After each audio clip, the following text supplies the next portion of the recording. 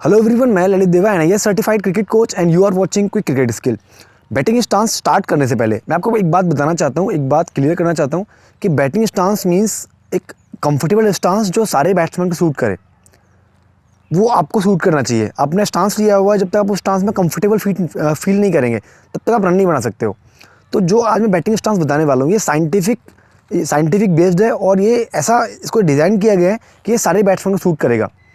सारे batsman start इसी stance के साथ में करते हैं, लेकिन जैसे जैसे वो अपने क्रिकेट कैरियर में आगे बढ़ते जाते हैं वैसे वैसे अपने स्टांस में कुछ चेंजेस करते जाते हैं अपनी सिचुएशन के अकॉर्डिंग, अपनी बैटिंग स्टाइल के अकॉर्डिंग। तो वीडियो को पूरा देखें और बिल्कुल मिस ना करें। एक बैट्समैन की बैटिंग उसके बैटिंग स्टांस पर बहुत ज़्यादा डिपेंड करती है। अगर उसका बैटिंग स्टांस टेक्निकली स्ट्रॉन्ग रहेगा तो उसकी बैटिंग भी टेक्निकली स्ट्रॉन्ग रहेगी।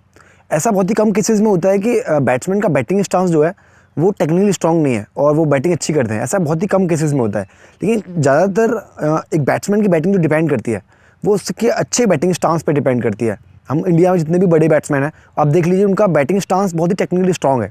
तो आज मैं बैटिंग स्टांस पर बताने वाला हूँ कि एक आइडियल बैटिंग स्टांस कैसा होना चाहिए जो सारे बैट्समैन के लिए सूटेबल रहेगा। तो बने रहिए और वीडियो को पूरा अंत तक देखिए। आज मैं आपको बैटिंग स्टांस में जितने भी पॉइंट बताऊँगा साथ साथ उसके रीजंस भी बताऊँगा कि ऐसा क्यों होना चाहिए। आप किसी अकेडमी में प्रैक्टिस कर रहे हैं, आपके कोच आपको कुछ बताते हैं तो आपको उसका रीज़न पता होना चाहिए कि इससे आपको क्या फ़ायदा मिलने वाला है और हम ऐसे ही क्यों करते हैं। तो आपको जब रीज़न पता लगेगा तो आपका इंटरेस्ट लेवल ज़्यादा बढ़ जाएगा उस काम को करने के लिए। स्टांस में हमारा सबसे पहला पॉइंट जो है, हम जो स्टांस लेंगे तो हमारे दोनों फीट के जो डिस्टेंस रहेगा वो शोल्डर विड्थ के अकॉर्डिंग रहेगा। वो इसीलिए रहेगा क्योंकि एक इंसान की जो चौड़ाई हम नापते हैं वो शोल्डर के विड्थ के अकॉर्डिंग नापते हैं। हम देखेंगे कि ये इंसान कितना चौड़ा है, उसके शोल्डर जो विड्थ होती है वो उसको बहुत अच्छा एक्सप्लेन करेंगे। तो इससे हमें क्या मिलता है, अगर हमारा जो दोनों पैरों के बीच में डिस्टेंस जो रहेगा वो शोल्डर विड्थ के अकॉर्डिंग रहेगा तो हमारा एक जो बेस होगा वो बहुत स्ट्रॉन्ग रहेगा। स्ट्रॉन्ग बेस रहेगा तो हम बॉल को अच्छा जज कर पाएंगे, बॉल पे हमारा आई लेवल बहुत अच्छा रख पाएंगे। और साथ साथ शोल्डर विड्थ के अकॉर्डिंग हमारे दोनों पैरों को डिस्टेंस करने से हमारा फुटवर्क भी बहुत अच्छा चलेगा, front foot as well as back foot. अगर मान लीजिए आप शोल्डर विड्थ से आप अपने पैरों का डिस्टेंस कम कर लेते हैं तो आपका इससे फुटवर्क तो अच्छा चलेगा, आपका फुटवर्क इससे अच्छा चलेगा, लेकिन आपके पास एक स्ट्रॉन्ग बेस नहीं होगा तो जिससे आपकी बॉडी अनबैलेंस होने के चांसेस बहुत बढ़ जाते हैं। अगर मान लीजिए आपने अपने दोनों पैरों का डिस्टेंस काफ़ी बड़ा कर लिया तो इससे आपके पास एक स्ट्रॉन्ग बेस तो है, लेकिन इससे आपके फुटवर्क पर काफ़ी असर पड़ेगा, मतलब आपका फुटवर्क बहुत ही फास्ट और स्मूथ नहीं चलेगा। तो इसलिए अपने जो दोनों पैरों का डिस्टेंस शोल्डर विड्थ के अकॉर्डिंग रखते हैं। स्टांस में हमारा सेकेंड पॉइंट जो है वो ये है कि हमारा स्टांस में दोनों पैर जो हैं वो एक दूसरे के पैरेलल होने चाहिए और दोनों पैर एक ही लाइन में होने चाहिए। इसका भी मैं आपको रीज़न बताऊंगा ऐसा क्यों होना चाहिए। मान लीजिए अगर आपका स्टांस थोड़ा सा पैरेलल नहीं है, इस तरह का स्टांस है, मतलब आपके जो आपके दोनों फीट जो पॉइंट कर रहे हैं वो कवर्स की तरह पॉइंट कर रहे हैं, आपका स्टांस कुछ इस तरह से है, तो आप देखेंगे आपका स्टांस थोड़ा सा ओपन हो गया। इस ओपन स्टांस में आप देखेंगे आप ऑन साइड पे तो शॉट अच्छे लगा सकते हैं क्योंकि आपका बैट ये बैकवर्ड पॉइंट की तरफ से आ रहा है, लेकिन जब बात आएगी ऑफ साइड पे कवर्स के क्षेत्र में या फिर स्क्वायर कवर के क्षेत्र में तो उस तरफ आपको ड्राइव मारने के लिए पहले अपनी बॉडी को पूरा क्लोज करना पड़ेगा। बॉडी क्लोज करो तब तक काफ़ी देर हो जाएगी। तो इसलिए हम इसको पैरों को एकदम स्ट्रेट रखते हैं और दोनों पैर एक दूसरे के पैरेलल और दोनों पैर जो पॉपिंग की होती है उसके पैरेलल। अगर आप मान लीजिए अपने पैरों को आप ज़्यादा क्लोज कर लेते हो ऐसे करके, मतलब आपके टो पॉइंट करेंगे बैकवर्ड पॉइंट की तरफ, तो आपकी बॉडी बहुत ज़्यादा साइडवेज हो जाएगी और आपका जो बैकलिफ्ट है वो जाएगा फाइन लेग की तरफ चला जाएगा।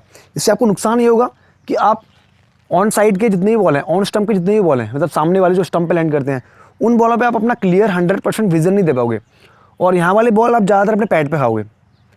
अगर आपके भी बैटिंग करते हुए ये वाले बॉल पैड पे लगते हैं तो आपका स्टांस ज़्यादा क्लोज है, ज़्यादा साइड ऑन है। तो इसलिए हम एक आइडियल स्टांस रखते हैं कि हमारे दोनों पैर एक दूसरे के पैरेलल होंगे, दोनों पैर एक ही लाइन में रहेंगे और दोनों पैर जो पॉपिंग क्रीज होती है उसके पैरेलल रहेंगे। इससे हमारे फ़ायदा ये मिलता है कि हमारा जो आंखों का विज़न है वो एकदम क्लियरली रहता है और डाउन द विकेट रहता है। इस स्टांस के साथ में हम ऑन साइड पे स्ट्रेट ड्राइव, कवर्स के क्षेत्र में स्क्वायर कट, पुल, वर्टिकल बैट, हॉरिजॉन्टल बैट, सारे बैटों को, सारे शॉट्स को बहुत ईजिली परफॉर्म कर सकते हैं। बैटिंग स्टांस में हमारा चौथा पॉइंट है कि आप जब स्टांस ले रहे हो तो आपके दोनों शोल्डर एक ही लाइन में रहेंगे। आपके शोल्डर ना तो ओपन होंगे और ना ज़्यादा क्लोज होंगे। मैंने आपको स्टार्टिंग में बता दिया था अगर आप ज़्यादा ओपन खड़े हो जाओगे तो आपको बैटिंग में क्या दिक्कत आएगी। अगर आप ज़्यादा क्लोज खड़े हो जाओगे, ज़्यादा अपने एक्शन को, अपने स्टांस को साइड ऑन करके खड़े हो जाओगे तो आपको क्या दिक्कत आएगी। तो इसलिए आपको अपना स्टांस में अपने शोल्डर दोनों एक ही लाइन में रखने हैं और दोनों shoulder down the wicket point रखने हैं, मतलब विकेट की तरफ पॉइंट रखेंगे। आपका हेड जो रहेगा वो नाइसली अप्रेज रहेगा, आपका चिन शोल्डर के ऊपर रहेगा और आपकी दोनों आंखें लेवल रहेंगी। लेवल मीन्स आपकी दोनों आंखें एक ही लाइन में रहेंगी, ऐसा नहीं है कि आपका ऐसे हो या फिर ऐसे हो, आपकी दोनों आंखें लेवल रहेंगी। उससे आपको फ़ायदा ये मिलेगा कि आप दोनों आंखों से इक्वली बॉल को जज करने में हेल्प करेंगी। आप दोनों आंखों से इक्वली बॉल को स्पॉट कर सकते हो।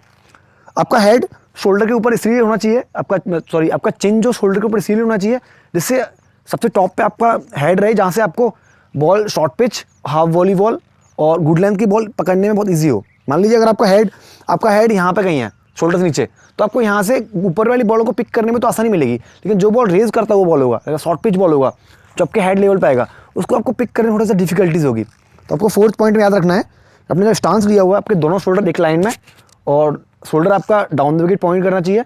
आपका हेड स्टेबल रहेगा, दोनों आंखें लेवल रहेंगी, आपका चिन फ्रंट शोल्डर के ऊपर रहेगा।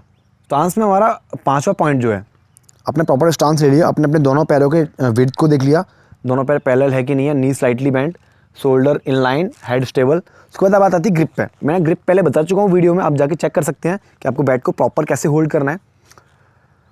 तो आपको बैट को ग्रिप करके आपके बैट को आपको टैप करना है just behind of back foot toe. आपका जो बैकफुट टो है यहाँ पे टैप करना है। यहाँ पे इसलिए टैप करेंगे क्योंकि ये एक प्रॉपर ऐसा प्लेस है कि जहाँ से आप बैट को लिफ्ट करेंगे तो बैट एकदम स्टंप्स के टॉप हाइट पे आ जाएगा। अगर आप मान लीजिए बैट को यहाँ पे टैप करते हैं तो आपको बैट को स्टंप्स की टॉप हाइट पे ले जाने के लिए ऐसे घुमा के रखना पड़ेगा। अगर आप बैट को ज़्यादा पीछे यहाँ पे टैप करते हैं तो आपका बैट देखेंगे आप फाइनल की तरफ चला जाएगा।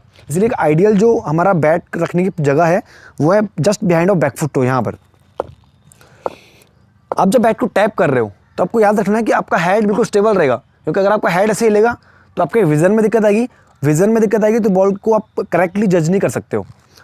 तो आपका बैट यहाँ टैप करेगा, आपका जो टॉप हैंड है वो आपकी फ्रंट थाई पर रिलैक्स रहेगा, आपका खाली बस अपने बॉटम हैंड से बैट को टैप करोगे और आप ऑल द वे अपने हेड को बिल्कुल स्टेबल रखोगे।